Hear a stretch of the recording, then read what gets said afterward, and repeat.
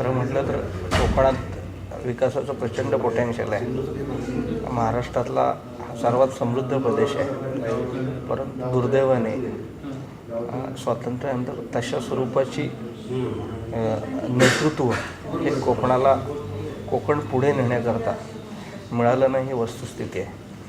परंतु गेल्या काही वर्षात माननीय तटकरे साहेबांनी एक आपल्या कर्तृत्वाची छाप पाडलेली आहे आणि केवळ नेता नाही तर एक व्हिजनरी नेता हा तटकरे साहेबांच्या रूपाने कोकणला मिळतो आहे.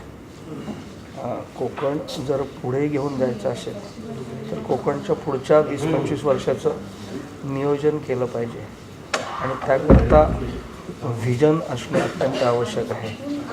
आणि आज तटकरे साहेब महाराष्ट्राचे अर्थमंत्री आहेत आणि त्यामुळे कोकणला पर्यटन, शेती, फलोद्यान, कोकणातलं इन्फ्रास्ट्रक्चर, कोकणातल्या हायवेचं चौपदरीकरण, कोकणातल्या बंदरांचा विकास या सगळ्या विषयांमध्ये पुढे घेऊन जाण्याची ताकद तटकरे साहेबांमध्ये नक्कीच आहे आणि त्यांच्या नेतृत्वाखाली कोकण पुढच्या काळात महाराष्ट्रातला सगळ्यात प्रगत प्रदेश बनेल असं आम्हाला वाटतं आणि आम्ही सगळेजण या विकासाच्या चळवळीत त्यांच्याबरोबर नक्की आहोत.